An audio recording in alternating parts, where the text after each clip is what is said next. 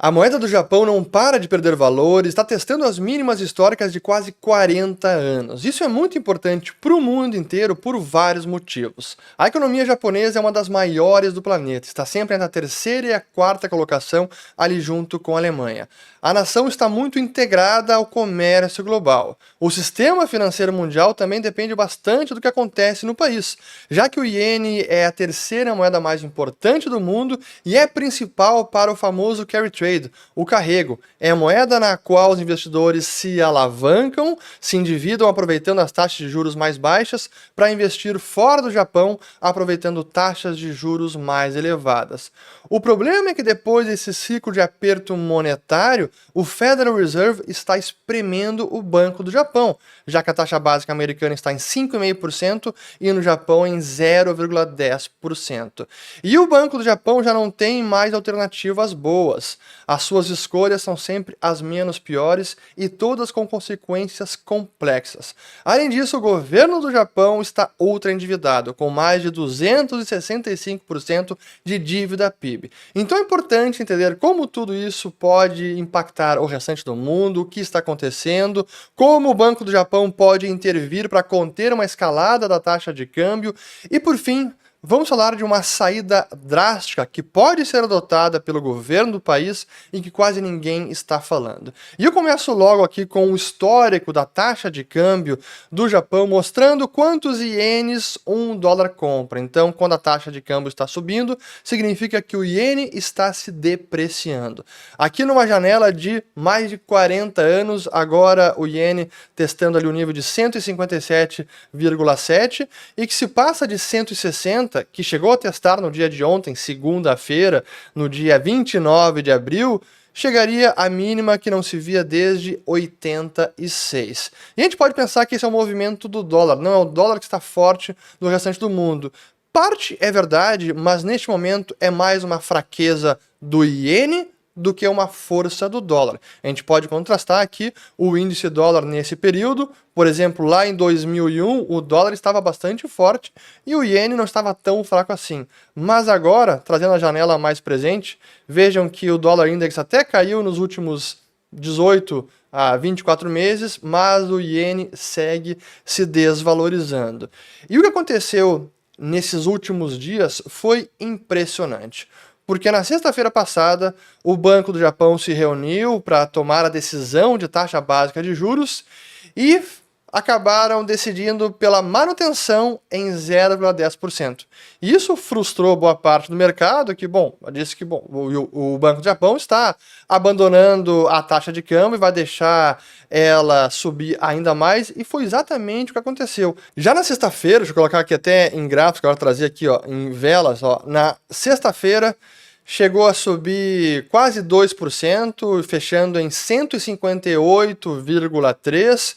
E aí na segunda-feira o mercado abriu ainda mais estressado, chegou a testar a máxima ali de 160,2 ienes por dólar. E aí o que aconteceu na segunda-feira? Ontem não houve confirmação ainda, mas ao que tudo indica, o Banco do Japão interveio pesado, cerca de 30 a 40 bilhões de dólares, é o que se especula, segundo até aqui alguns cálculos que foram divulgados pela Bloomberg, mas a gente pode ver o movimento que foi brusco do iene. Eu vou colocar aqui agora as velas, mas em período de 1 hora, vejamos, no dia de ontem então, segunda-feira, já na virada de domingo para segunda, logo no começo do dia, aqui uma queda de quase 2%, estava lá em 160 e voltou para 155. Então, claramente, houve algum player com poder de fogo e capacidade de fazer esse movimento na cotação do iene, e deve ter sido o Banco do Japão. Agora, esse movimento da taxa de câmbio, ele impressiona porque realmente é uma depreciação muito relevante nos últimos anos. E é uma depreciação que supera até a da moeda brasileira. Então vejam só, a moeda da terceira, quarta maior economia, um país desenvolvido, uma moeda super importante, se desvalorizando nessa magnitude. Para colocar alguns gráficos, apenas em 2024, a taxa de câmbio aqui do iene já sobe quase 12%, em real apenas 7%, no último ano, o do iene quase 16%, no Brasil aqui quase 4%, e nos últimos 5 anos, o iene também supera. Nesse período, a taxa de câmbio do iene subiu mais de 40% e aqui do real apenas 31% ou quase 32%. E isso significa que essa desvalorização da moeda acaba impactando o nível de preços no mercado doméstico. E a inflação no Japão, assim como no restante do mundo, começou a subir e a população sente isso. Eu vou mostrar aqui primeiro a taxa de inflação aqui dos últimos também 60 anos. A gente vê como ali em janeiro de 23 foi a máxima que não se via desde ali da década de 80, na verdade, ou até início dos anos 80. E se nós olharmos a inflação de alimentos, em setembro do ano passado chegou em 9% ao ano. 9%. A gente precisaria voltar lá para a década de 70, meados de 70, para ver um nível de inflação dessa magnitude. Isso significa que o japonês trabalhador, o cidadão médio, percebe essa inflação. E eu notei isso quando estive no Japão lá em 2022, foi no finalzinho do ano, e quando eu conversava com as pessoas e via que agora essa era uma nova preocupação. Os preços estão subindo, o salário já vale ou compra um pouco menos do que comprava antes. E uma nação que nos últimos 30 anos vivenciou uma quase estabilidade de preços e que as pessoas têm na memória o preço de quase tudo. É do leite, é do pão, é do peixe, enfim. E isso agora é uma nova realidade. E por sinal, foi nesse período também que a gente gravou o documentário sobre a grande bolha imobiliária do Japão da década de 80, e esse é um dos documentários que a gente tem no Nas Fronteiras do Dinheiro. Agora, dia 12 de maio, a gente vai ter uma nova turma, uma nova temporada, novos documentários sobre bolhas financeiras históricas, e nesse dia, 12 de maio, às 20 horas, a gente vai também disponibilizar um conteúdo inédito, exclusivo, sobre outros casos importantes para vocês entenderem como aproveitar esse conhecimento e aplicar na sua vida. Link aqui na descrição do vídeo. Esse conteúdo se chama Da Fortuna à Ruína, as decisões que mudaram tudo, e é para lançar essa nova temporada do Nas Fronteiras do Dinheiro. Mas enfim, voltando aqui ao caso japonês, quando a gente compara também o famoso índice Big Mac, que é para ter uma noção do quão subvalorizada ou sobrevalorizada está uma moeda, vejam só a situação do Japão neste momento. Aqui o iene japonês, o último dado divulgado pela revista The Economist, que é quem calcula e divulga esse indicador, foi em dezembro do ano passado. E o iene japonês estava aqui bem desvalorizado, 46,5% de subvalorização. Sendo que em vários momentos da história, aqui ó, voltando, lá para 2011, década passada, o iene até estava um pouco sobrevalorizado. Historicamente, o Japão e Tóquio era uma das cidades mais caras do mundo. E foi interessante quando eu estive lá em 2022, que não era caro, comparando com cidades nos Estados Unidos ou na Europa, Paris, Londres. Olha, o Japão, o turismo no Japão e Tóquio estava bem mais barato do que foi nas últimas décadas. Mas o que explica então essa forte desvalorização do iene? Parte da resposta eu já dei no começo do vídeo, é o diferencial de juros dos Estados Unidos e do Japão. Como eu comentei, nos Estados Unidos a taxa básica está em 5,5% e no Japão ainda em 0,10%. Mas não é apenas a taxa básica, é também o diferencial entre o Tesouro Americano de 10 anos, então um título de dívida de longo prazo, e o Tesouro Japonês de 10 anos, o famoso JGB, Japanese Government Bonds. Quando a gente plota no gráfico o diferencial de juros entre o Tesouro Americano e o Tesouro Japonês, junto com a taxa de câmbio, é quase que um espelho do outro. Aqui a gente tem então a taxa do iene, chegando aos seus quase 158 ienes por dólar, e em laranja o diferencial entre o tesouro americano e o tesouro japonês. Vejam só, é impressionante como um é quase o espelho do outro, e quando a gente mostra isso no longo prazo, é a mesma correlação que se vê. E claro, diante desse cenário, os especuladores estão apostando contra o iene japonês, e numa magnitude recorde. Estes aqui são os contratos futuros na CFTC de apostas contra o iene. Quando está abaixo de zero, significa que o pessoal está apostando contra, numa desvalorização, e agora na última leitura, que foi da sexta-feira passada, chegou aqui no nível mínimo histórico. E qual é o risco também deste tipo de situação, que é uma tecnicalidade do mercado financeiro, mas se em algum momento o Banco do Japão intervém ou até decide subir os juros, isso pode fazer o famoso short squeeze, ou os vendidos são espremidos, porque numa alta da moeda japonesa começa a ter prejuízo e são obrigados a fechar posição, exacerbando o movimento da cotação do iene, que pode até se valorizar rapidamente. Isso pode acontecer em algum momento, mas é importante ter em mente este dado do mercado financeiro. E aí, por que o Banco do Japão não consegue, de fato, levar a taxa de juros para 1%, 2% ou quase 5,5%, que é a taxa americana? Porque o governo do país está ultra endividado. É importante mostrar este dado, que muitos já estão cansados de saber, mas quando a gente coloca no gráfico é impressionante. Chegou então agora a estimativa para 2023, quase 266% de dívida PIB. Para colocar em perspectiva, os Estados Unidos têm cerca de 120% a 130%, então metade disso, dívida sobre o PIB do país. Então, se o Banco do Japão sobe juros, vai trazer uma dificuldade enorme de rolagem da dívida. E qualquer aumento percentual nesse custo da dívida vai pesar e muito no orçamento público do governo japonês. Então, como é que o Banco do Japão pode intervir e conter a escalada do câmbio? Se ele simplesmente entra comprando ienes no mercado e criando liquidez, isso, por um lado, gera mais liquidez e é uma pressão também para o iene se desvalorizar. Então, ele pode fazer uma intervenção vendendo ativos que ele tem na sua carteira. Mas ele não pode vender dívida pública japonesa, porque ele está ajudando o governo a se financiar. E nos últimos anos, para mostrar aqui também o dado do BOJ, vejam só, o que subiu os ativos total do BOJ, aqui é em trilhões de ienes, quase 800 trilhões de ienes, aqui é quase 2 trilhões de dólares, e boa parte disso são títulos do governo japonês. Então o Banco do Japão ajudou a financiar o governo, monetizou a dívida pública.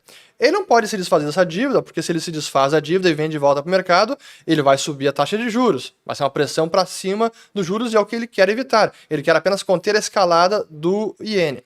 Então o que ele pode fazer é vender treasuries. O Japão é o primeiro detentor de dívida pública americana. Então ele pode se desfazer de treasuries para comprar iene. Então aqui temos até o total de... Esse é o dado de finalzinho do ano passado, Japão com quase 1,1 trilhão de dólares de treasuries, ele pode usar isso em vez de simplesmente vender a dívida pública do Japão. Mas por algum tempo isso pode funcionar, só que se os juros americanos seguem subindo, isso também vai trazer uma pressão maior para a taxa de câmbio do iene, porque aumenta aquele diferencial. Então, vejam que cada resposta tem uma consequência não intencionada e indesejada para o Banco do Japão e para a moeda japonesa. Realmente, o Banco do Japão está muito encurralado, até mais do que os demais bancos centrais do planeta. Uma possibilidade é que eu digo que é a saída drástica, que quase ninguém fala. E a primeira pessoa que eu vi falando sobre isso foi o investidor escocês Russell Napier, da antes CLSA, hoje ele está independente. E ele fez uma palestra recente sobre isso, já não é tão recente, algumas já mais antigas, de que em algum momento, dada a situação fiscal dos países, mas falando especificamente agora do Japão, com tanta dívida, com uma dificuldade também de praticar uma austeridade, cortar gastos pelos impactos no curtíssimo prazo que pode ter na atividade econômica, e não tendo ferramentas para lidar com uma escalada de câmbio, sem trazer consequências não intencionadas para o governo japonês, disparada de juros, que poderia quebrar o governo, o que eles podem fazer em algum momento é obrigar, é canalizar por decreto à força a poupança nacional para financiar o governo. Já que há fundos de pensão, há fundos de investimentos, há fundos de pensões, fundos de pensão públicos, governamentais, é usar mais desta poupança para comprar a dívida governamental. Em vez de o Banco do Japão fazer esse trabalho, já que isso exigiria a criação de ienes e então desvalorizaria a moeda, o que eles podem fazer é obrigar esses fundos de pensão e quem tem muitos recursos a comprar mais da dívida pública. E não tem pouco dinheiro. Aqui no relatório de 2021, para ter uma ideia, apenas do sistema de aposentadoria japonês, do fundo de investimento de pensão governamental, outras pensões públicas, e aí outros ativos aqui do sistema de aposentadoria, que no seu total somaria cerca de 500 trilhões de ienes, mais ou menos 1,2 trilhão de dólares. Mas isso foi 2021, esses ativos já se valorizaram, então teria mais ou menos 1,4 trilhão de dólares. Poderiam canalizar parte desses recursos para a compra da dívida pública japonesa. Até porque eles hoje estão bem diversificados. Nesse relatório a gente pode ver como apenas nesse GPIF, que é o Government Pension Investment Fund, 25% dos ativos são destinados a bonds domésticos, nem a bonds públicos, a bonds domésticos. Pode ter dívida aqui privada. Então, se eles decidirem aumentar aqui de vez de 25%, agora vai ser 30%, ou vai ser 40%, ou vai ser 50%, é uma possibilidade. E podem ir até no extremo, que seria aí a opção mais drástica ainda, obrigar a poupança dos cidadãos. Parte agora precisa financiar o governo japonês. E eu não estou dizendo que isso é correto, que é a melhor saída, mas entendendo a política e analisando a história financeira, essa é uma política que já foi adotada no passado, especialmente para financiamento de guerra, e poderia ser novamente utilizada. E aí que a gente se dá conta das consequências para o restante do mundo, porque, como eu comentei no início do vídeo, o Japão ele está muito conectado no mundo inteiro e ele é o maior credor externo do planeta. Isso significa que os japoneses, governo, Banco Central, empresas, famílias, têm muito mais ativos no exterior do que passivos domésticos em mãos do estrangeiro. Significa que a posição líquida de investimento internacional do Japão é muito positiva. Isso que significa ser um credor externo. E eu posso mostrar aqui alguns gráficos sobre isso. Esse aqui até um pouco desatualizado, já vou mostrar um mais atualizado, mas para ter uma noção de magnitude. Então aqui o Japão, em termos absolutos, mais de 3 trilhões de dólares de posição líquida positiva, então credor externo, Alemanha também, e vejam só o maior devedor externo, sim, os Estados Unidos, que já está quase 20 trilhões, mas isso é assunto para outro vídeo. 20 trilhões negativos, né? Posição negativa. Aqui um dado mais recente, então o Japão com 3,3 trilhões de ativos líquidos no exterior, a China ali em segundo lugar, zona do euro quase zerada, Estados Unidos aqui 18 trilhões. Por que isso é importante? Porque se em algum momento há uma decisão desse tipo do governo, ou incentivando, ou daqui a pouco obrigando que se financie mais a dívida pública, os japoneses podem ter que vender seus ativos no exterior para repatriar o capital de volta para o Japão. E que impacto isso pode ter nos mercados financeiros globais, no mercado americano, na dívida pública americana, nas ações? Não tem como saber, mas sem dúvida que quando a gente analisa o mundo hoje e todos esses movimentos de capital e a macroeconomia, nunca esteve tão desafiador. Muitos bancos centrais encurralados com problemas similares, alguns mais peculiares respectivos à sua própria região, mas é um momento em que não há boas alternativas. E o Banco do Japão está vendo a sua moeda se desvalorizar, tendo que ajudar o governo a rolar a sua dívida e está tentando equilibrar esses pratos, mas é uma situação bem complexa. E é por esse motivo que o Russell Napier argumenta que em algum momento atitudes mais drásticas como essa de canalizar forçadamente a poupança nacional para financiar a dívida pública podem ser adotadas. Espero ter gostado demais desse vídeo. Eu vou colocar aqui 2 recentes que a gente fez até para os nossos membros aqui do canal. Quem não é membro, botão aqui embaixo para se tornar membro. Tem muito conteúdo exclusivo e com mais profundidade ainda, e perguntas também dos nossos membros. Se inscreva no canal, ative o sininho, deem um joinha aqui, compartilhem e voltamos no próximo. Valeu!